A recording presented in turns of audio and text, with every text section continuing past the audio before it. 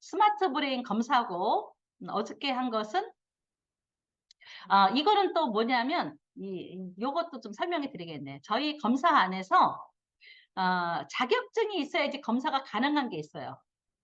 이제 자격증이 있는 자만 한해서 기계를 쓸 수 있는 게 여기 스마트 브레인이 그래요.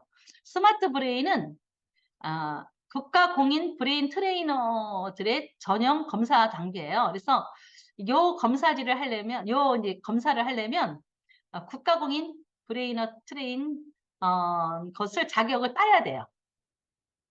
그래서 어저께 여러분들 그래도 한번 해봤잖아요. 실습을 해보셨는데, 이제 이거 이제 센터 같은 거 이렇게 센터 내고 막 이러면 이제 이 기계를 필요로 하는 데 있잖아요. 그런데 거기 그 상담하시는 분이 이 자격이 있나 없나 보고 그쪽에서 구매하시더라고요.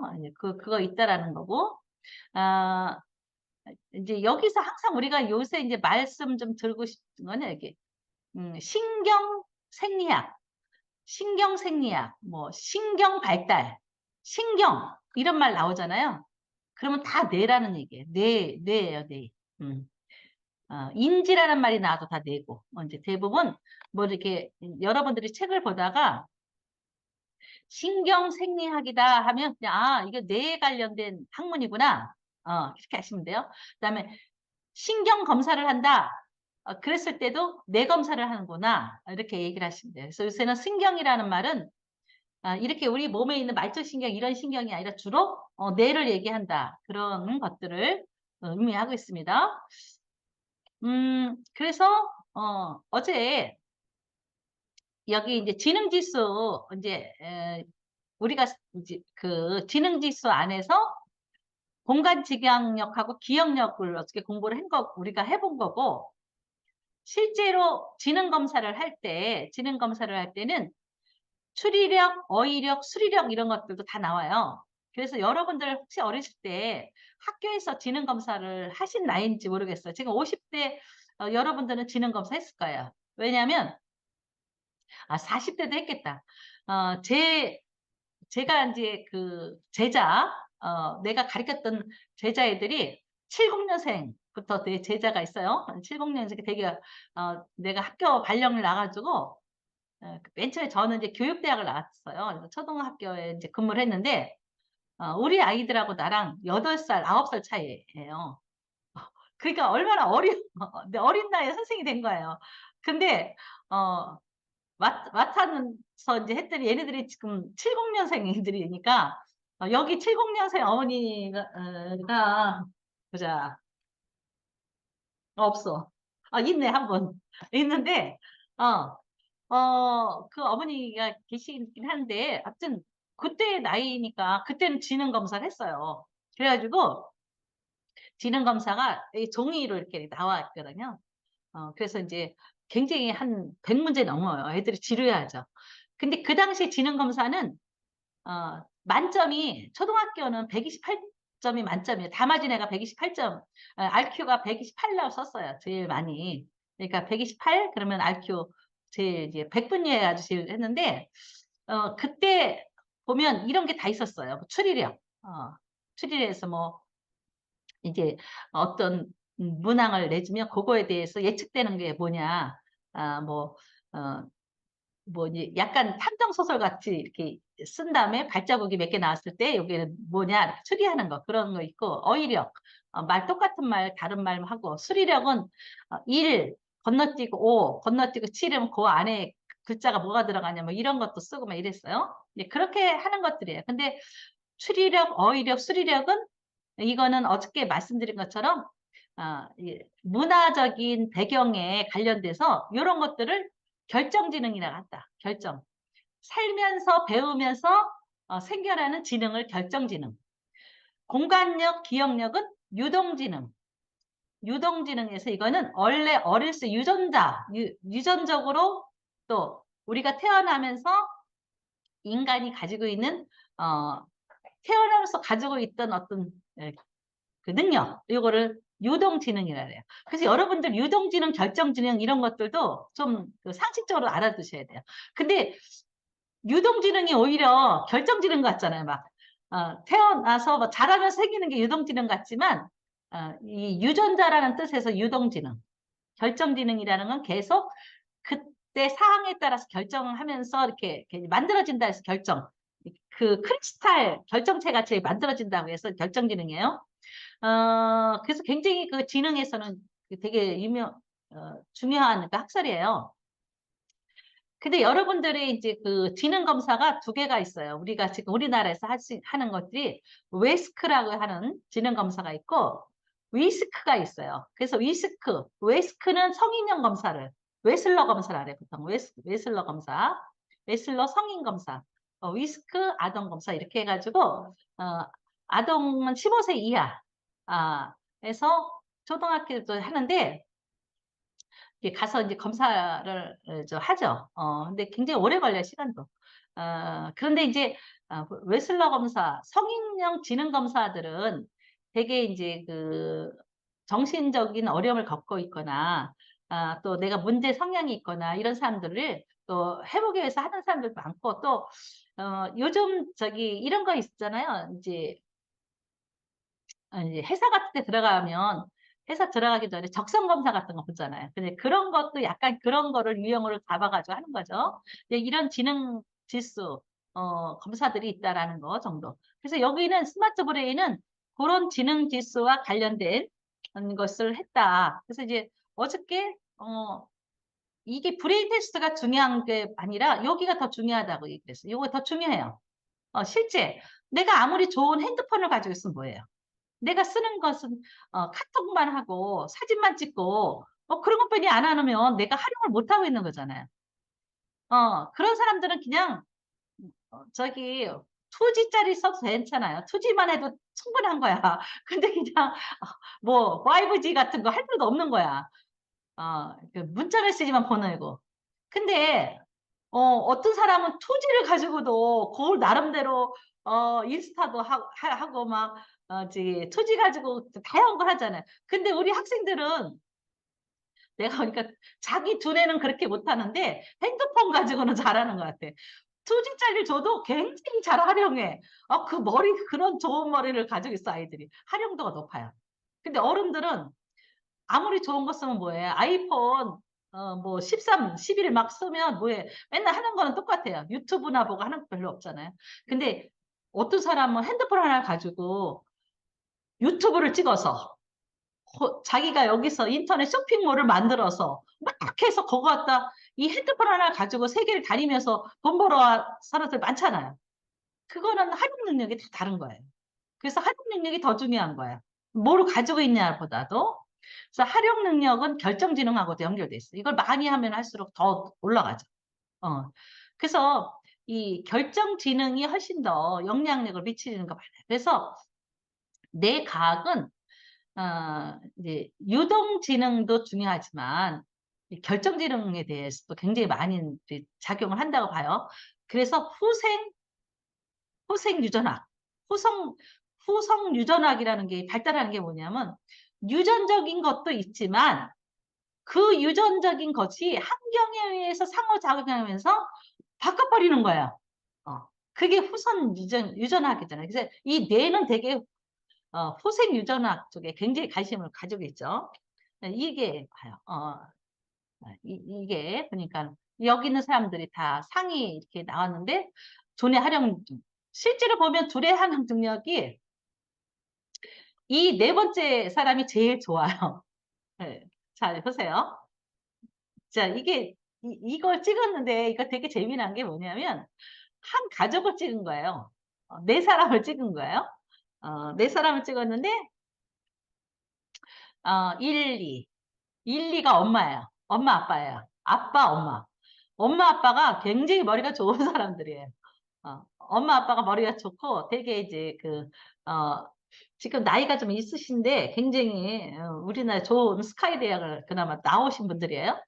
근데 이제 애들을 데리고 왔어요. 애들을 데리고 왔는데 아이들은 그렇게 썩 좋진 않아. 그런데 아이가 훨씬 더 잘하고 있어. 더 잘하고 있어요. 이렇게. 얘가 상위 27.8%가 나왔는데 실제로는 활용 능력은 48%야. 자기 아빠 엑스레이 나온 사람보다 훨씬 더 잘 활용하고 있어. 공부도 잘해요, 이 친구는. 잘하고 있어요. 그러니까 충분히 여기 내가 가운데 놓았다 이거 문제가 안 돼요. 문제가 안 되고 이걸 활용을 해야죠. 활용하고 여기서는 정상 분포이기 때문에 여기 40에서 60 사이에 들어온 사람들은 되게 정상적 분포에 있는 사람들이에요. 그래서 굉장히 내가 일반적인 내비기 때문에 어느 정도 충분히 다 할 수 있어요. 저희가 봤을 때는 굉장히. 근데 이제 실제 인제 여기 밑에 있는 아이들 여기까지 내려오는 애들은 RQ 지능 지수 보통 인제 실제로 지능 지수 가서 하면 위스크라든가 이런 걸 하게 되면 제가 봤을 때 한 70 정도 여기 정도 여기 나온 애들은 한 70 2.1% 니까 한 70 정도 된다. 그런데 RQ가 지능 지수가 70 정도 나온다고 하도 아이들이 그 기초 학력을 다 따라갈 수 있어요. 못할 것쯤 다 해요. 그 생활은 그러니까 우리가 그 지적 발달을 보통 70 이하를 지적 발달을 하거든요. 근데 발달상의 장애가 있는 친구들도 한글 다 깨우치고요. 실제로 대학까지 가는 애들도 있어요. 저는 우리 조카애가 친정 쪽에 조카애가 어 지능 지수가 검사했더니 발달 장애 4급을 받았어요. 어. 근데 그 발달장애 4급인지도 모른 거예요, 걔를 자랄 때는. 지금 나이가 한 40쯤 됐는데 그때는 이렇게 뭐 이 질병에 대한 그런 것들이 별로 없었어요. 그러니까 아이가 조금 늦대나 보다 뭘 했는데 어 실제 제가 인제 나중에 "한번 아이를 좀 진단 좀 해 봐라." 왜냐면 고등학교까지 들어갔긴 했지만 뭔가 언어라든가 이런 게 어수선하고 그래서 이제 해 보라 했더니 부모님이 가서 인제 했더니 지능지수 70 이라고 그래요. 근데 그 친구가 저기 4 년대 대학을 나왔어요. 졸업을 했어요. 졸업을 해서 저기 완전히 정상적 생활은 하지 않지만 걔 지능에 비해서 훨씬 더 활용을 잘하고 있죠. 그래서 지금 직장을 다녀요. 가정을 꾸리고 있어요. 근데 태어난 아이들은 아주 건강해요. 걔네들은 지능 지수가 훨씬 높아요. 그러니까 이거는 좀 모르는 거야. 그래서 사람마다 70 이라도 훨씬 더 어 스트레스를 주지 않고 부모가 잘 격려해 주고 또 걔가 할 수 있는 거 도와주고 그러면 경제적 그런 생활도 하고 가정도 꾸리고 있어요. 그게 지적 발달의 하는 표준 매뉴얼에 다 있어요. 70 정도면 어느 정도 할 수 있다. 그다음에 70 에서 50 사이에는 어떤 식으로 어떤 작업을 하고 어떻게 관계는 갖고 이런 것들이 쭉 있거든요. 예 이런 게 있는데 실제로 가능하다는. 그런데 여기 들어가는 건 100 에서 110 사이 100 에서 110 정도의 사이인데 이거는 뭐 충분하죠. 엄청 좋은 가능성이 있어요. 근데 우리가 보통 이제 이런 게 있어요. 내가 이제 학교에 선생님을 했을 때 저는 지금도 기억이 나는데 제가 선생님을 하는데 이제 그때 초임이었어요. 초임이었는데 우리 동료 선생님 중에서 나이가 굉장히 많으신 분이 있었어요. 그때 내가 봤을 때는 그분이 나이가 많이 보였어요. 왜냐면 40대 중반이었는데 그 아이가 우리 반이었어요. 네 그 자녀가 우리 반인데 그때도 그 선생님이 굉장히 아이에 대한 그 어떻게 보면 관리? 엄마가 매니지먼트 많이 한 것 같아요. 왜냐하면 저는 그때는 사실은 별로도 안 했거든요. 애들 그냥 다 놀렸지 뭐 공부를 특별히 하지 않은 곳에서 난 자라 가지고 우리 애를 그렇게 해본 적이 없었으니까. 근데 그 선생님이 한 번 오시더니 애 지능 지수 검사한 거 좀 보여 달라 그러더라고요. 그래서 제가 그거 또 안 보여줄 수 없잖아요. 그 선생님인데 같이. 그래서 보여줬어요. 근데 이제 그 아이가 지능 지수가 108이 나왔어요. 108 이니까 굉장히 높은 편이었어요. 괜찮았어요. 그런데 엄마가 막 화내는 거야 저한테. 얘가 왜 108 이냐고. 그래서 내가 지금 어린 나이에 선생님인데 나도 선생님이고 자기도 선생님이지만 내가 너무 상처가 되는 거예요. 아니 내가 시험 봤나? 내가 그렇게 채점 봤나? 그게 채점은 내가 하는 게 아니라 그게 통계에서 나오는 건데 막 화를 내시면서 기분 나쁘다고 그러는 거예요. 그래서 내가 생각해보니까 내가 더 기분 나쁜 건데 왜 그랬을까? 근데 이제 그 어머니는 이것도 이제 아이가 학교 점수처럼 100점을 맞고 싶었던 거예요. 그런데 예, 그리고 세월이 지났어요. 지나가지고 인제 어 근데 그 선생님이 그것 때문에 굉장히 스트레스 받으셨어요. 하여튼 거기에 또 약간의 이제 비하인드 스토리도 있는데 그거는 내가 다 얘기할 수 없고 하여튼 그래서 그 엄마가 인제 했던 그 일들이 다 있었는데 어느 날 제가 인제 제가 연수원장도 하고 막 이제 활동을 많이 했잖아요. 근데 어떤 친구가 와 가지고 나한테 인사를 하는 거예요.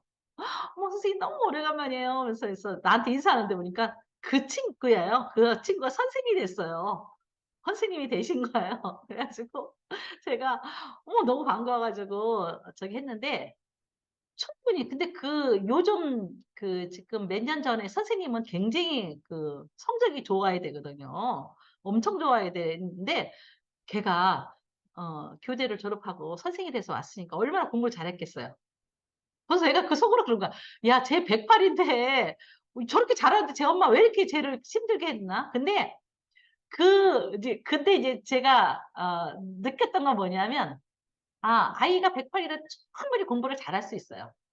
그런데 엄마가 아이를 갖다가 엄청 힘들게 한 거예요. 그래 가지고 우리 선생님이 우리 학교를 이제 발령이 나서 오셨는데 나중에 이제 학생들을 이렇게 어떻게 보면 같이 교육시킬 때 보면 걔네 엄마 모습이 딱 보이는 거야. 걔네 엄마가 애들을 되게 이렇게 철두철미하게 그때 교실에서도 엄청나게 엄하게 했었거든. 근데 얘가 그대로 배운 거야. 그래서 내가 한번 불러 가지고 이제 제자니까 불러서 "그렇게 안 해도 아이들 되니까 그렇게 뭐 좀 여러 가지 얘기해 줬어요." 했더니 글쎄요. 그래서 어머니는 잘 계시고 그랬더니 지금은 나이가 많아서 약간 이제 치매기가 있으시다 그러더라고요. 그러면서 얘기하다가 제가요. 저도 그러지 말아야 되는데요. 제가 학교 다닐 때 너무나 우리 엄마한테 시달려 가지고 이제 강박이 생겨 가지고 뭐를 저렇게 흐트러지를 못 본다는 거예요. 그래서 내가 걔한테 걔네 엄마 얘기할 수는 없잖아요. 그래서 "아 그랬구나." 그래서 "그래도 요즘 아이들은 그렇게 하면 힘들어." 그래서 이제 그런 얘기 해 줬는데 그래. 충분히 하라. 108 이라도 충분히 해서 어머니도 여기 아이들 들어왔다 그래서 뭐 지금 하다가 뭐 절대로 어 저기 할 거 없다. 여러분들 너무 좋다. 네. 그다음에 여기 보세요. 요거 보면 요게 인제 아까 제가 얘기했죠. 어 조절점이라 그래 조절점. 한번 보세요, 본인들 거. 조절점인데 안정 상태를 일단 보세요. 안정 상태는 눈을 감았을 때 상태예요. 내가 눈을 감았을 때 내 안정 상태가 디폴트 모드일 때 어딘 쪽에 지금 움직이고 있나. 그러면 내가 안정 상태에서 내 활성도는 이게 50대 50이 가장 좋죠. 50대 50이 다 이게 50대 50 이에요. 근데 일단은 각성 상태는 우리가 눈을 떠 있는 상태고 일상에 생활할 때예요. 근데 이 사람 같은 걸 보니까 어 이 보세요. 지금 여기가 보여요. 우뇌가 활성됐죠. 우뇌가 더 각성이 됐다라는 얘기니까 활성화됐으니까 이 사람은 어 지금 우뇌가 활성화 더 돼 있다라는 거는 지금 뭔가 부정적인 정서가 아 있을 수 있다라는 거예요. 지금 부정적 정서가 좀 더 지금 뭔가 있다. 그러니까 '마음 편하지 않다.' 지금 이렇게 볼 수가 있는 거예요 쪼끔. 근데 이게 그냥 뭐 하나 둘 차이면 괜찮아요. 근데 이건 굉장히 이렇게 기울기가 굉장히 세잖아요. 각성 상태에서 이렇게 평소의 상태에서 이렇게 있다면 부정적 정서가 좀 있다. 마음이 좀 불편한 게 있다. 뭐 불안이라든가 긴장 이런 것들이 있다. 요쪽이 더 활성화됐다면 내가 좀 긍정적 정서에 좀 치우쳐 있다. 이렇게 볼 수가 있는 거예요.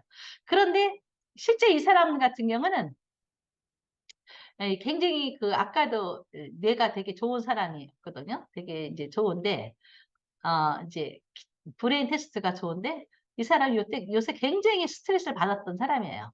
자기가 어디 새로운 발령이 났는데 거기서 엄청 지금 고생하고 있던 사람이었어요.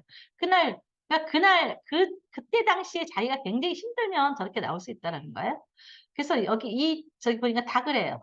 여기도, 이 엄마도 그렇고, 이거 엄마예요. 아빠, 엄마가 다 이제 그런 상태였어요. 그래서 브레인 테스트 할 때도 우뇌가 더 활성화돼 있죠. 근데 사실은 브레인 테스트 같은 거 할 때는 자뇌가 활성화되는 게 더 좋아요. 브레인 테스트 할 때는.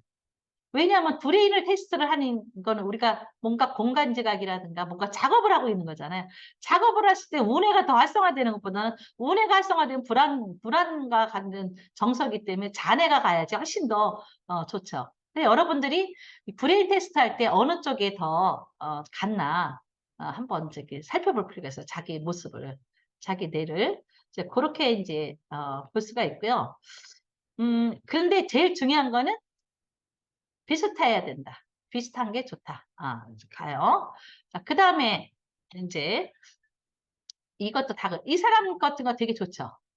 브레인 테스트 할 때 자네 우네가 같이 협력을 해가지고 이제 해주면서 각성 상태도 자, 아주 굉장히 이건 잘 된 안정된 상태예요.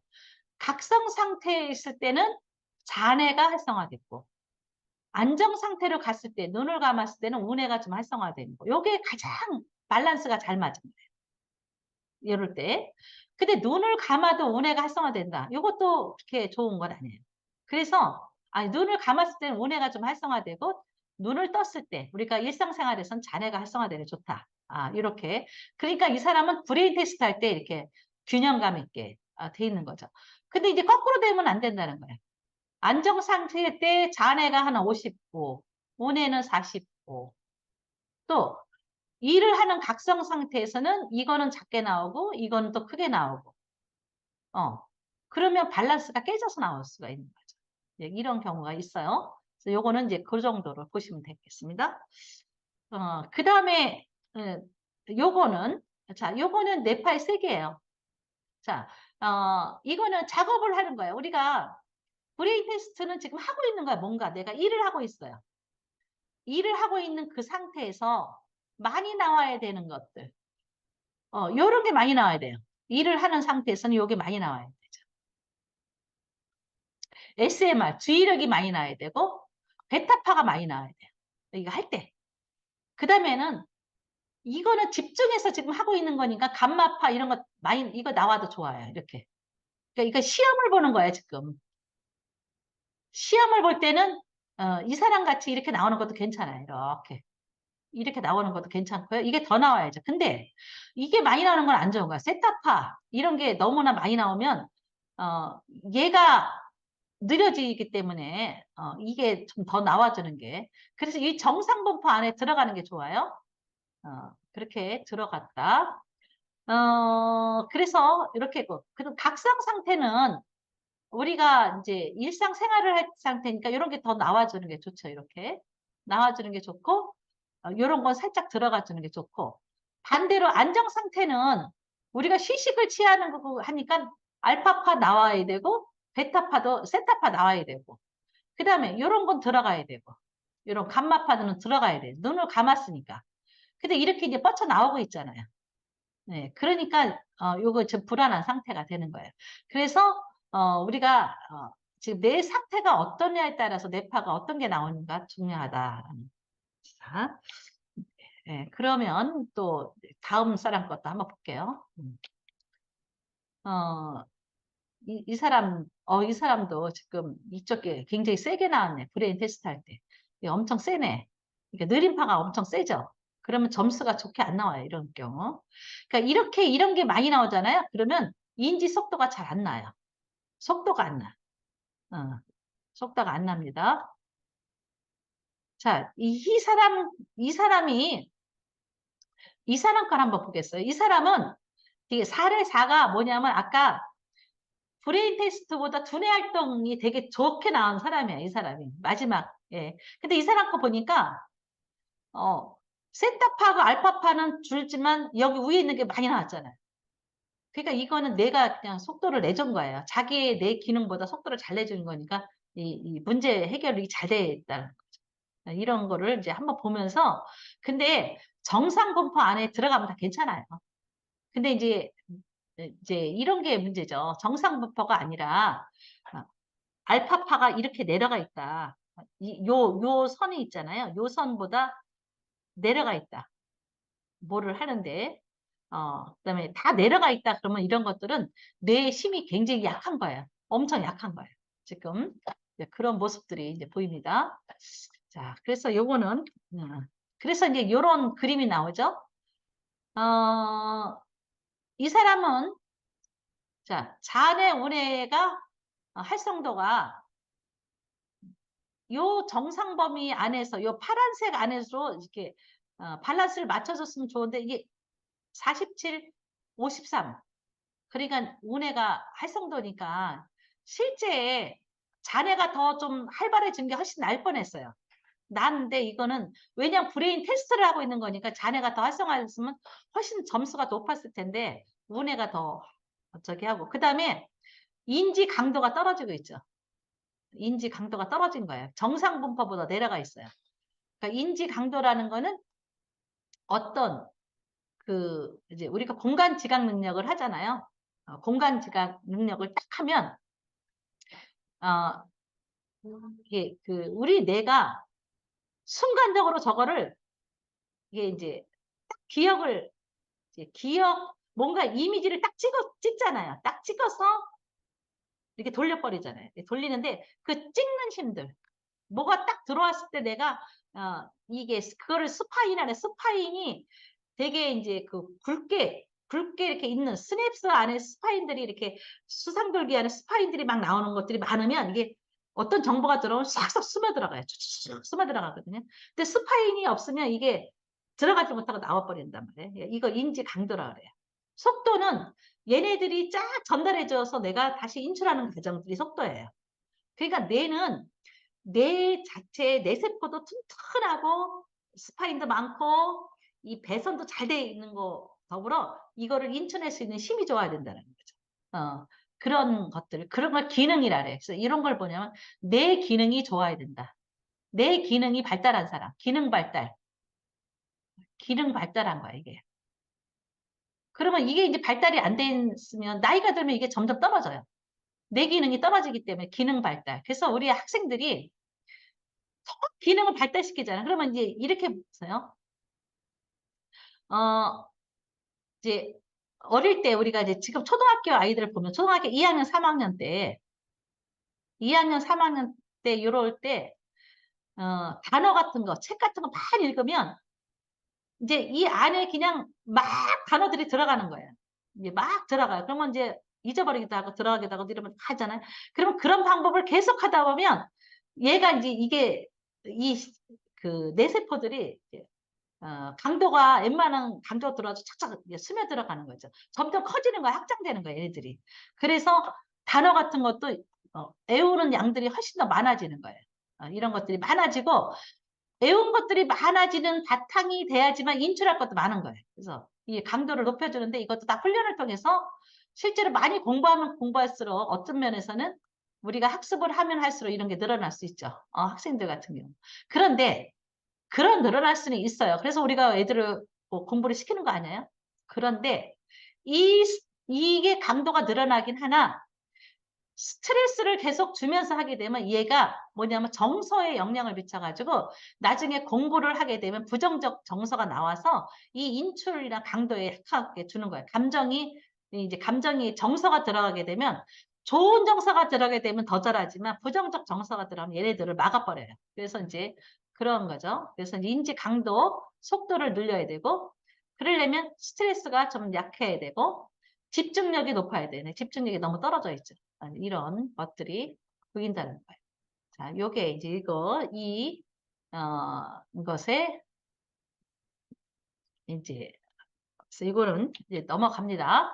자, 그래서 그 다음에 여기는 이제 아까 그 표를 이렇게 나타난 거예요. 그래서 여러분들이 이 사람들은 같은 거를 봤는데, 같은 거를 했는데, 공간 지각력을 할 때는 속도가 굉장히 나더니, 기억력을 할 때는 속도가 안 나. 그러니까 공간 지각력과 관련된 어떻게 보면 두정엽은 굉장히 발달되어 있는데 어, 이 기억력과 관련된 해마 쪽에 축제위 쪽에 관련된 것은 좀 약해 있는 거라고 볼 수도 있고요. 어쨌든 이게 차이가 나는 거야. 상황에 따라 이게 차이가 나네요. 굉장히. 이 사람도 그러네요. 공간 지각력을 할 때는 신경을 바짝 쓰고 있다가 속도에서 오히려 어떤 사람은 속도가 빠른 사람들이 있는데 이렇게 가는 사람들도 있어요. 자, 요거는 자 그렇게 보시고요. 자, 이건 집중력. 집중력도 자 되게 요 파란 선 위에서 노는 게 되게 좋아요. 만약에 안 되면 50선에서라도 놀아야 돼. 그런데 이것도 이제 이렇게 놀다가 쫙 떨어지잖아요. 이렇게 이제 잡념이 들어오는 거예요. 이거 다. 이게 집중력이 흐트러지는 그 범위를 얘기하는 거죠. 굉장히 깊게 떨어지죠. 그 다음에 끝에 가서 이제 이게 집중력이 조금씩 올라가고 있어요. 이 사람은 아마 옴니를 찍으면 거북이형이라고 나올 거예요. 근데 이 사람 같은 경우는 이 사람에 비해서 집중력이 많이 떨어지죠. 이 사람은 그래도 위에서 노는데 여기서는 밑에 갈수록 갈수록 더 떨어지잖아요. 올라가질 않았잖아요. 그러니까 이 사람 같은 경우는 앞에 갈 때는 잘하고 뒤에 가서 못하니까 토끼형이라고 많이 나와요. 토끼형. 이런 거를 토끼형. 처음에는 반짝, 뒤로 갈수록 약한. 그래서 우리 학생들 그런 게 많잖아요. 우리 애는 왜 이렇게 지구력이 없는지 몰라요? 애가 뭘 공부하려면 이렇게 자주 그냥, 해요. 뭐, 우리들도 마찬가지. 어른들도, 나는 처음에는 바짝 잘하는데 한 15분, 20분 지나가면 그다음부터 정신이 홍롱해진다는 느낌을 갖는 사람 많죠. 이 사람도 굉장히 뒤로 갈수록 잘하네요. 맨 처음에는 조금 빠지는 게 있다가 후반기에 가서 굉장히 지속력이 쫙 있네요. 이 집중력이 굉장히 있는 분이에요. 이 사람은 거의 위에서만 놀고 있죠. 이거는 굉장히 집중력 강도가 굉장히 높은 사람에 해당되는. 그래서 집중력에 지속력이 되게 중요하죠. 누가 지속을 하냐. 근데 집중력이 좋으려면 뭐냐. 체력이 돼야 돼, 체력이. 신체 에너지가 바탕이 돼야 돼요. 자, 그래서 그 다음에는 내 기능 종합 분석 보고서, 요게 이제 여러분들을 가장, 이제 여러분들이 공부할 게 많은 거예요. 아마 오늘 이거는, 녹화가 안 됐으면 이제 큰일 날 뻔했는데, 녹화가 다 되고 있으니까 다행이네. 자, 여기 보면, 자, 여기부터 여러분들이 이제 배우지 않았기 때문에, 이걸 딱 보면, 빨간색은, 운해, 파란색은 잔해예요. 잔해고, 23이 뭐고 19가 뭐냐? 이거는, 이거예요. 이제, 그, 2헬즈가, 예를 들자면 2헬즈의 잔해가 19번의 알파파가 출현했다는 거고, 2헬즈의 운해가 23번 나왔다라는 거예요. 이제 출현한 거. 이거는 이제 이게 여기에 프로그램에 의해서 이제 만들어낸 거거든요. 그런 개념이고, 그거에 대한 합산해서 평균한 것들이 요런 저 막대 그래프예요. 그런데 이 막대 그래프의 의미보다는 요걸 가지고 의미를 더 많이 찾아요.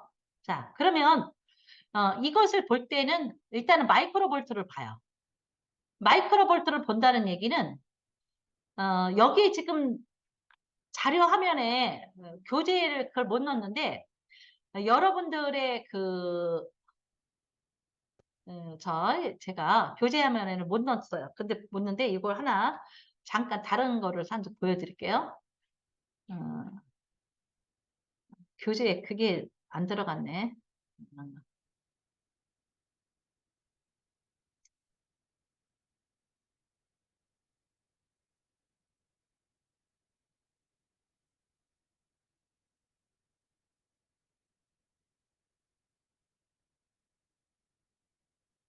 네.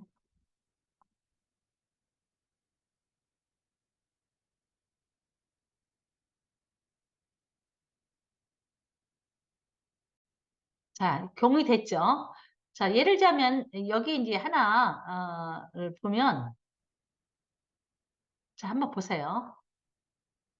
어, 여러분들 것도 보세요.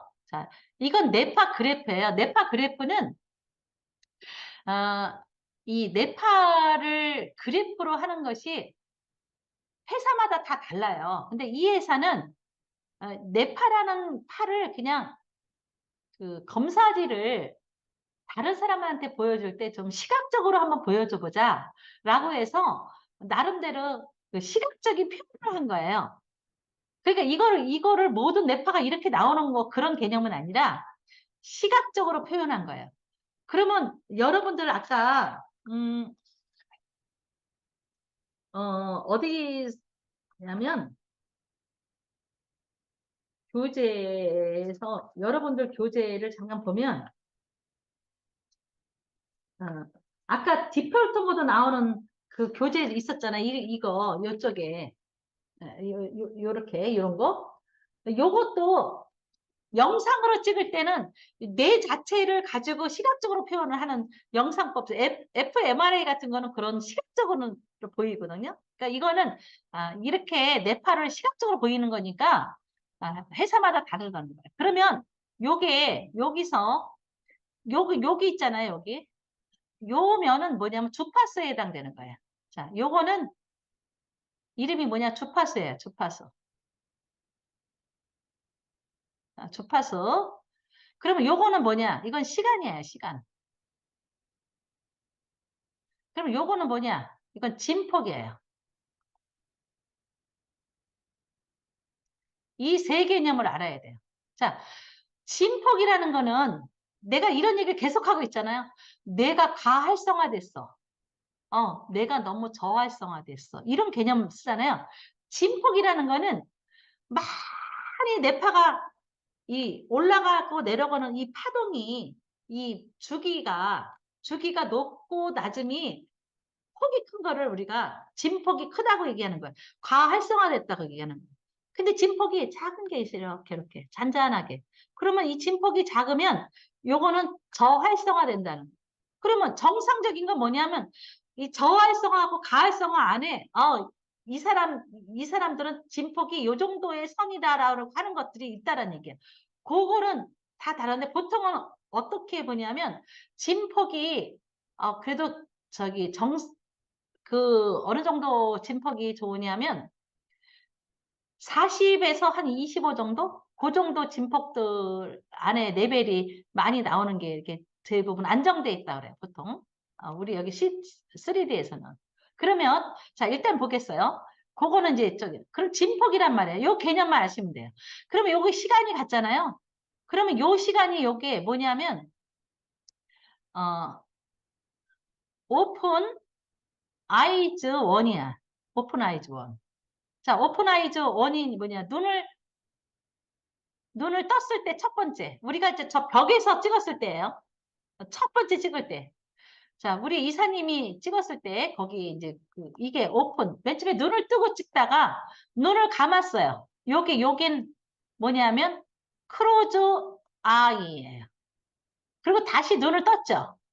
오픈 아이 2예요. 자, 이 개념이에요. 자, 그러면 이거 제가 저기 2급에서도 살짝 얘기는 하긴 했어요. 자, 요 40분까지 요거는 눈을 뜨고 요 때는 눈을 감고 요 때는 다시 눈을 뜬 거예요. 그래서 시간이 이렇게 흘러가고 있는 거예요. 이렇게. 이렇게 찍은 거예요. 자, 시간이 이렇게 올라가는데 요거는 잔해요. 이건 온해예요. 자, 그러면 여기서 또 한번 주파수를 보면 이 주파수를 여기가 10이잖아요. 그리고 여기 20이잖아요. 이거 30이잖아요. 그러면 일단은 이게 이제 그 자로 이렇게 그렸다고 이렇게 보세요. 이렇게 이게 10 라인이에요. 이렇게 일렬로 썼다면 이건 20 라인이에요. 이건 30 라인이에요. 자, 그러면 여기까지는 이해가 되시겠죠? 자, 그러면 10 라인, 20 라인 됐으면 여기서 0에서 10까지를 잘게 만약에 쳤다 그러면 0, 1, 2, 3, 4에서 10까지만 하면 잘게 이렇게 좌표를 찍을 수 있죠. 그러면 0에서 4까지면 뭐냐면 델타파가 나오는 권역이고 4에서 8은 세타파가 나오는 권역이고 8에서 12는 알파파가 나오는 권역이에요. 그러니까 8에서 12가 여기까지만 한 12 정도 되겠네요. 그래서 이거를 하나씩 다 그냥 이렇게 제가 예전에는 우리 이제 대면일 때는 자를 대고서 다 그리라 그랬어요. 여기 1, 2, 3, 4 막 그려봤어요. 왜냐면 눈으로 그냥 어느 정도 익혀보려고. 자, 그렇게 익혀봤단 말이에요. 그럼 여러분들은 그냥 저랑 그냥 익혀봐서 이렇게 이 색깔을 하면 안 되겠구나.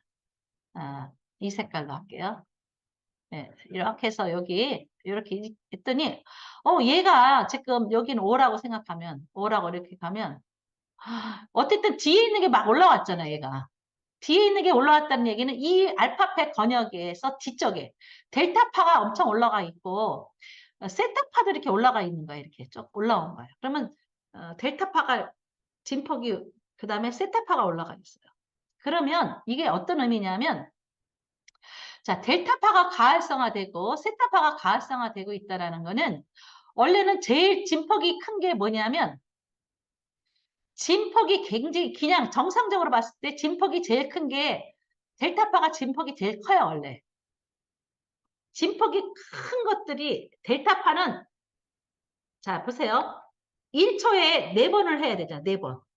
4번이니까 높이 올라가서 4번이잖아요. 그리고 감마 같은 경우는 이렇게 가야지 40번 정도 갔잖아요. 그러니까 여기 진폭이 얼마 안 되잖아요. 짧게 가잖아요.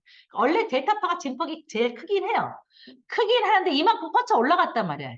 이런 거는 뭐냐. 여기 뒤에 보면 그 학습지 여러분들 그 검사지 옆에 보면 무슨 말 써 있잖아요. 이렇게 써 있어요. 뭐라고 써 있냐면 이거 되게 중요한 내용들이에요. 뇌파는 신경세포끼리 서로 정보를 주고받을 때 발생하는 정기적 신호로서 위 그래프는 잔해, 아래는 운해입니다. 운해고 그래프가 그래프가 낮게 형성되고 좌운의 그래프 높이의 차이가 적으며 40에서 1분 20초 사이에 8 내지 11 대역의 알파파가 강하게 블록을 형성하는 것이 좋습니다. 이거는 내가 설명해 드릴 거예요. 그리고 연두색이나 분홍색 뇌파가 출현하는 것은 육체적 긴장과 스트레스가 강한 것으로 볼 수 있다. 그러니까 뒤에 분홍 게 많다, 연두색이 많다라는 거는 육체적 긴장과 스트레스가 강하다라는 걸 볼 수가 있어요. 자, 이 전전두엽의 뇌파 특성을 통해서 우리는 인지, 내 머리에 인지, 인지라는 거는 뭔가 알아내는 것, 인지, 정보 처리 능력, 그리고 학습을 방해하는 요인들을 정밀하게 분석해 볼 수 있어요. 이거를 가지고. 이것만 가지고도. 그러면 요걸 보세요. 뇌파의 종류와 파장대. 이게 굉장히 중요한 거예요. 자, 이걸 보면 제가 첫 시간에도 요거 얘기했죠. 공부를 항상 이걸 알아야 된다고. 자, 델타파 0에서 4. 0에서 4인데 여기 0에서 왜 3이에요? 왜냐하면 3이라는 건 3.9999 때문에 3이에요. 원래 0에서 0이라는 건 없잖아요. 그러니까 0.0001에서 0.1에서 4 미만이라고 얘기해 항상. 그래서 여기서는 그냥 0에서 1 사이라고 그래요. 세타파는 4에서 8 미만. 그러니까 4, 7하기로 쓴 거고 8에서 12, 12에서 5, 16에서 20, 21에서 1. 요거를 여기다 써놨어요. 그래서 이거 항상 알아야 돼요. 이거는. 그냥 뇌파를 공부하는 사람들은 알파파 이안, 세타파 얕은 수면, 델타 깊은 수면, SMR은 주의력, 베타는 집중, 그 다음에 높은 베타, 긴장과 스트레스. 이렇게 이제 이거는 그냥 자동, 반복 재생이 돼야 돼요. 자, 그러면 이 친구 같은 경우는 보면, 이 친구를 보니까 뭐가 있냐면, 자, 자네와 운해를 봤어요. 그런데 여기서 이거가 이해가 안 됐지. 이걸 모르죠. 자, 여기서 40에서 1분 20초. 자, 그럼 40에서 1분 20초. 40에서 1분 20초가 어디냐면 여기에요, 여기. 여긴 뭐라 그랬어요? 눈을 감았을 때요. 자, 눈을 감았을 때예요, 그러니까. 자, 눈을 감았을 때는 눈을 뜰 때랑 눈이 감았을 때랑 이 변화가 있어야 돼요. 자, 근데 얘는 하나도 변화가 없어요. 분홍색이 그대로 있어요. 눈을 감았더니 오히려 더 이게 막 나타났어. 이게 나타났어. 눈을 뜰 때보다 이게 훨씬 옆으로 이렇게 쭉쭉 빠지는 게 더 많다. 자, 그러면 여기 굉장히 많은 단서가 있어요. 자, 이렇게 눈을 감았는데도 이게 균형이 있다면 이 사람은 눈을 뜰 때나 눈을 감을 때랑 똑같은 거예요. 뇌파가 빠르기가. 그러면 거의 불면증이에요. 거의 불면증. 불면증. 근데 아이가 불면증이 있을 수 있죠. 아이들도 불면증 많아요. 자, 아이들이 이렇게 있다. 그러면 얘는 잠을 못 자고 있는 거야. 깊은 잠을 못 잔다. 어, 잠을 못 잔다. 그러면 휴식이 없다라는 거야. 이 친구들은. 이건 뇌가 가부화돼 가지고 뇌가 지금 돌 것 같은 느낌. 그다음에 이렇게 이런 거 있잖아요. 이렇게 쭉쭉 내려온 거. 이렇게 내려온 거. 이거는 뭐냐면 다 움직임이에요. 대부분 움직임인데 그러면 움직임은 왜 생겼을까? 자, 왜 눈을 감았을 때 움직일까? 아이들이 눈을 감으면 더 불편해하는 애들이 진짜 많아요. 눈을 못 감아요. 무서워서. 두렵고 불안해서. 그러니까 눈을 감으면 정상적인 사람은 눈을 감으면 편안하죠. 근데 내가 지금 마음이 불안한 사람들은 내가 심리적으로 안 좋은 사람 눈을 감으면 더 무서워. 무서움증이 생겨. 눈을 감으면 뭔가 나타날 것 같아. 눈을 감으면 누가 날 여기 칠 것 같아. 눈을 감으면 뭔가 마음이 쿵쿵쿵 뛰어. 눈을 못 감는 애들이 많다라는 거죠. 그러니까 얘는 잠깐의 그 하는 동안 눈을 못 감으니까 눈을 감으래지. 선생님은 눈을 감으래지. 눈을 못 감으니까 이게 뭐냐 몸으로 나타나는 거예요. 부들부들 떨거나 눈꺼풀을 흔들한다거나 몸을 흔들거리는 거예요. 그러니까 계속 뇌파가 불안정하게 나오는 거예요. 이런 것들이. 굉장한 ADHD 또는 굉장한 게임 중독이 있는 애들이 이런 친구들. 이런 친구들이죠. 그래서 이렇게 나타나요. 그러면 이 친구를 봤더니 마이크로볼트가 100이었어요. 마이크로볼트가 100이니까 자, 여러분들의 마이크로볼트를 보세요. 이제는 여러분들의 마이크로볼트 보면 비교가 됩니다. 자, 마이크로볼트를 여러분 거랑 이제 비교를 해서 보니까 자, 이제 다시 원래 화면으로 가보니까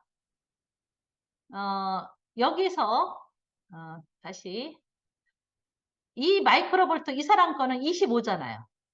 그러면 25면 굉장히 안정됐다고 볼 수가 있는 거예요. 아까 우리 친구는 100까지. 그러니까 이게 이 그래프에서 찍어낼 수 있는 그게 이제 한계선을 100으로 잡았어요. 100으로 잡았으니까 얘는 100이라는 것까지 쳐 올라오는 것들이 주로 돼 있는 거 100을 잡아버린 거예요. 근데 여기는 25니까 굉장히 안정돼 있는 사람. 이거 안정돼 있는 사람이에요. 뇌파만 봐도 안정돼 있어요. 25. 그리고 여러분들이 보통 40에서 25 정도면 아주 그 안정돼 있어 내 뇌파가 이렇게 볼 수가 있어요. 자, 그럼 마이크로볼트가 이걸 딱 보면 이거 먼저 볼게요. 이거만 먼저 보면 그 뒷장부터 보겠어요. 이 사람 30 안정돼 있는 거 30. 자, 여기 보면 여기 있는 누군지 모르지만 이 사람은 마이크로볼트가 100이에요. 100이니까 이거만 봐도 되게 지금 과활성화 됐는데 과활성화 된 게 자세히 보니까 되게 요 그래프가 다 요 밑으로 있어. 요 밑으로 있는데 유난히 요거만 활성화됐어. 1일쯤만 활성화됐어. 어. 이거는 이제 해석을 다 달리 해주는 거예요. 이게 하나하나가 이게 기가 막힙니다. 이거 여러분들 이거 배우면요. 이거 날쌔 줄 몰라요. 너무 재밌어요. 이거를 이제 다 공부할 거예요. 자, 이게 지금 1부터 이게 다 의미가 있는 거예요. 다 의미가 있어요. 그냥 있는 게 아니에요. 자, 그래서 마이크로볼트 봤어요. 이 사람들 일단 안정이에요. 자, 그래서 이제 쭉쭉 이제 샘플에 있는 것만 이제 보면 30 안정. 자, 이제 안정이 됐어요. 그러면 두 번째 이제 볼 게 뭐냐면, 두 번째 뭘 보냐. 이제는 이렇게, 여기 보니까 좀 안정됐네. 그러면 이 사람이 정말 이제, 이 사람의 속마음으로 들어갑시다. 그러면, 예, 1일째부터 쫙 이렇게 있단 말이에요. 쭉 있는데, 일단 오세 주파수, 표준 주파수가 9. 어, 9인데 우세는 7, 9가 나왔어요. 그리고 여기서 8 마이크로볼트가 있단 말이에요. 8 마이크로볼트가 있는데 8 마이크로볼트에서 이거를 찾아내봤더니 이렇게 나왔다라는 거예요. 8 마이크로볼트라는 이거는 이거 왜 이렇게 했어요? 그거는 이 검사지를 만든 사람들이 여러 개 유형을 만들어서 8 마이크로볼트라는 거를 일단 측정을 해봐요. 8 마이크로볼트를 통해서 알파파가 몇 개 나오는 거를 다 개수를 정한 거예요. 그런데 8에서 보니까 이 사람 같은 경우는 이게 다 들어가 있어. 안 보여. 그래서 여러분들 검사지에 보면 뭐가 있냐면 그 밑으로 가면 4 마이크로볼트도 있고 6도 있고 7도 있고 10도 있죠. 여러분들 밑으로 4개가 있죠. 여러분들 검사지. 그게 다 나의 브레인이랑 똑같은 거. 우리랑 똑같은 거예요. 다 내용은. 내용은 같은데 이게 지금 8에서 저렇게 안으로 들어가거나 위로 올라가고 분석을 더 잘하기 위해서 4 마이크로볼트로도 보고 6으로도 보고 이렇게 해서 10까지는 보는 거예요. 다 본 거예요. 근데 뭘 보냐? 뭘 보냐 하면 이런 걸 보는 거예요. 자, 이게 이제 그 곡선이 어떻게 나와야 되냐면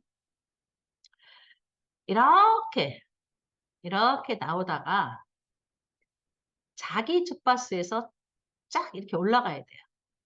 이렇게. 자, 이게 정상이에요. 자, 이게 정상입니다. 자, 이 잔해가 이렇게 정상, 운해가 정상, 잔해도 똑같이 이렇게 내려오다가 운해로 이렇게 쫙 올라가야 돼요. 이렇게 자기 주파수에. 이게 정상. 이렇게 나오는 게. 그런데 이게 정상이라는 의미는 뭐냐면 우리가 진폭을 얘기할 때 1Hz가 가장 세요. 기본적으로. 우리 1Hz가 왜 가장 세냐? 가장 우리 1Hz가 이제 그 뇌의 뇌파를 찍어 보니까 1Hz에서 나오는 근원적인 뇌파가 가장 진폭이 세더라는 것을 발견한 거예요. 그 다음에는 2Hz에서 나오는 것, 3Hz에서 나오는 것, 4Hz에 나오는 것들을 해서 이 꺾은선 그는 항상 이렇게 나와야 돼요. 그러다가 자기 주파수쯤에 왔을 때는 이게 쫙 거기서만 올라가야지만 이 사람은 굉장히 안정되고 정상적 기능을 하는 뇌라고 우리가 인정을 하는 거예요. 그게 아까 디폴트 모드라는 거랑 똑같은 거예요. 디폴트 모드를 했을 때 전전두엽 피질과 두정력하고 축두엽이 움직여지는 그 파워가 여기 9Hz에 쫙 올라가주는 그 합이 9Hz에 딱 올라가주는 그때 우리가 제일 건강하고 하는 뇌라고 보는 거예요. 근데 사람이 다 그렇진 않잖아요. 그러니까 사람마다 여기 꺾은 선이 올라가고 내려가고 막 이렇게 된 거예요. 자, 올라가고 내려간 거 있어요. 자, 그러면 이제 꺾은 선이 올라가고 내려간 것을 오늘 다 못해서 우리가 이제 하나 여러분들한테 앞에 것만 얘기를 해줄게요. 자, 그러면 이렇게 올라갔다. 그러면 이제 우리가 흔히 무슨 얘기를 하냐면 제가 올라갔다. 그러면 얘는 반칙이야. 올라간 거는 반칙이야. 얘보다 1보다 다 내려가야 돼. 1보다 다 내려가야 되는데 얘 반칙을 한 거야. 1보다 다 높은 거는 일단 X를 쳐봐요. 이렇게 X를 치는 거예요. 자, X를 쳤더니 어, X를 쳤더니 잔해에 2일째에 올라갔어, 얘는. 잔해 2일째에 올라가고, 운해에 2일째가 올라간 거. 5일째도 올라갔어. 운해에 5일째도 올라갔어. 그 다음에 7헬츠, 잔해에 7헬츠 이렇게 헬츠가 올라갔어요. 자, 이렇게 썼어요. 올라갔으니까, 실제로 얘는 뭐에 팔이 올라가야 되는데 다른 게 올라가 있는 거야. 팔은 정작 안 올라가. 자, 요게 이 사람의 지금 상태예요.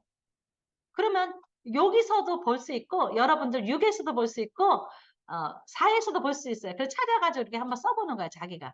내가 기초율동이 아닌 곳에 올라간 게 뭐가 있나. 그리고 뒤도 갈 수 있어요. 뒤로 딱 가보니까 뒤에도 올라간 게 있을 수도 있어요. 자, 그러면, 어, 만일 내가 이제, 일일주가 제일 많이 올라가야 좋은데, 일일주가 안 올라가. 근데 이제 이런 경우가 있지. 아까 이런 사람, 이런 사람. 얘는 일일주가 올라갔긴 했지만 얘 이상하게 올라갔어. 자, 그러면 여기 안에 문제가 있는 거야. 일일주. 그러면 일일주의 역할을 얘기할게요. 일일주는 주로 심장에서 올라오는 거예요. 심장에서 바로 심장에서 연수로 그냥 이어져 있어요. 연수 여기 뒤에 우리가 연수 이렇게 하면 죽는다 그랬잖아요. 연수가 우리 생명 중추가 여기 다 연수에 있어요. 뇌간에 있어요. 뇌간. 그래서 바로 심장하고 연결돼 있어요. 이게 심장 파워예요. 그래서 맨 끝에 연수에서 일일주가 심장으로 해서 올라오는 일일주가 제일 세요. 그래서 밑에 갈수록 이렇게 올라가는 거예요. 살주가. 그래서 일에 올라갔는데 얘가 갑자기 자네하고 운해가 안 맞아. 그러면 일일주는 보통 어떤 경우 이렇게 막 올라갔다 하면 일일주가 하는 역할은 다 생명과 관련돼 있는 거야. 일일주는. 그래서 되게 심장이나 맥박 관련돼. 그리고 여기에 해당되는 거는 연수, 교내, 중내 아마 기억이 날 거예요. 뇌간. 여러분 뇌간이라는 거 또 공부할 거예요. 계속 반복됩니다. 뇌간이라는 거 기억이 나요? 뇌를 이렇게 그렸더니 뇌의 가운데가 뇌간이라 했잖아요.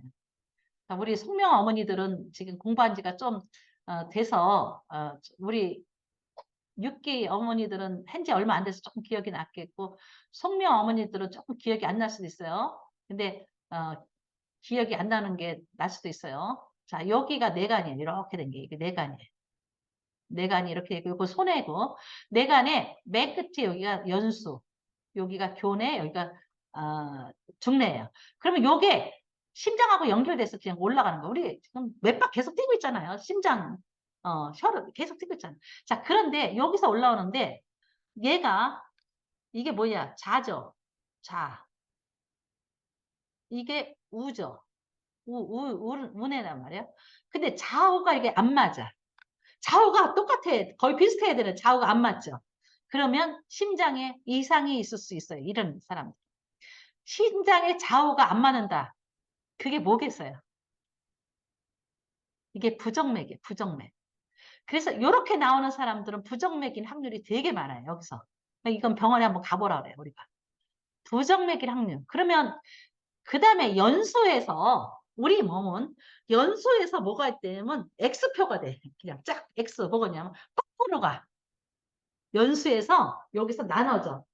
우는 자는 우를 간자래요. 그러니까 왼쪽에 뇌가 망가지면 오른쪽 편마비가 오고 좌측이 그러면 이 반대쪽이 마비가 오는 거예요. 그러면 여기서도 우 쪽이 이렇게 됐다는 거는 이건 자심방이나 자심실에 와 우심방, 우심술 간에 밸런스가 뭐가 안 맞을 수 있어요. 심장의 세기들이 안 맞을 수가 있어요. 그래서 여기는 다 심장과 관련된 거. 또는 신체적인 거와 관련될 수 있지만 또 이런 거 있어요. 애가 이레즈가 만약에 저렇게 활성화가 너무 또 이런 친구가 있어요. 이레즈가 파란색이 어떻게 올라가냐면 같이 바란스는 맞았어요. 바란스 맞고 같이 올라가 있어요. 같이 올라갔단 말이에요. 그러니까 둘 다 100이야. 둘 다 100이면 다른 거는 다 40 밑에 내가 올라간다. 그러면 얘는 두근두근이 많을 수 있어. 별거 아닌데도 심장이 항상 두근두근 거리는 거예요. 조금 뭔가 상황만 되면 두근거려. 뇌파를 찍을 때도, 뇌파도 별거 아닌데, 뇌파 찍을 때 벌써 떠는 애들이 있어요. 이런 애들은 어디 갔다, 떤다는 건 뭐냐? 심장이 떨리는 거죠? 심장이 과도하게 떨리는 애들이 일일주가 많이 올라가요.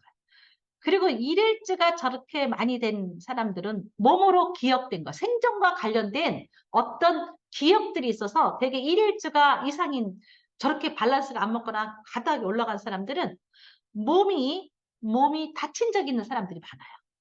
몸이 다친 적 있는 사람. 교통사고를 났거나 내가 교통사고 났다. 그러면 몸으로 기억된 사고잖아요.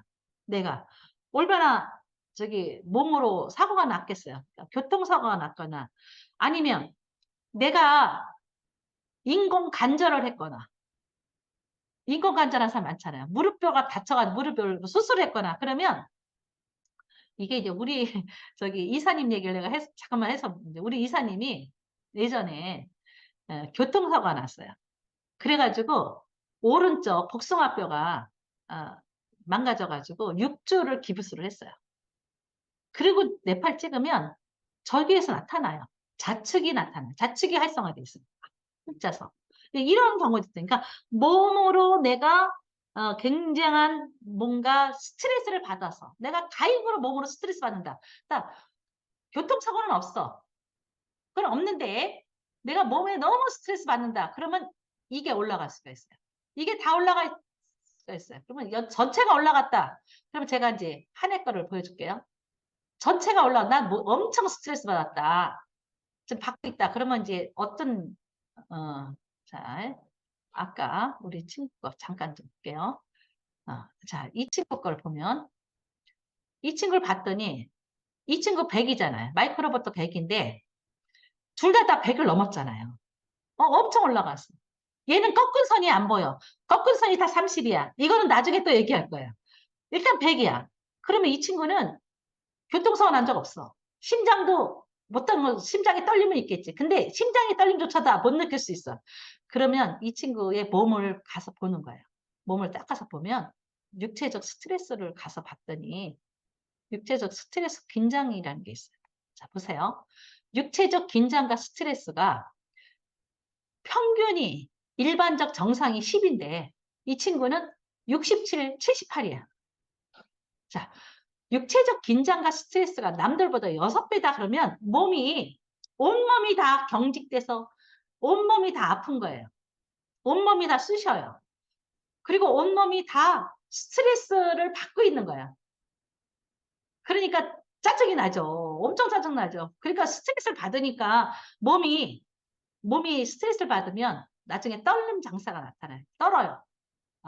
그리고 뭔가 반응을 해요. 얘가 음성으로 반응을 하든가 이래서 이런 친구들이 틱이 오는 거예요.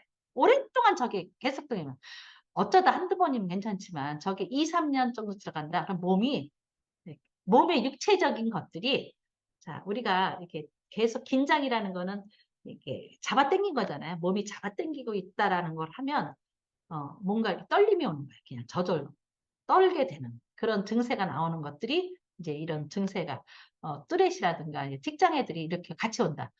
대부분 이런 친구들이 ADD 한 친구들이 되게 많아요. 자, 그래서 이런 것들이 일일주에 시작이 되는 거예요. 그래서 1, 2, 3, 4, 5, 6, 7, 8 거기 10위까지 다 하나마다 내용이 있어요.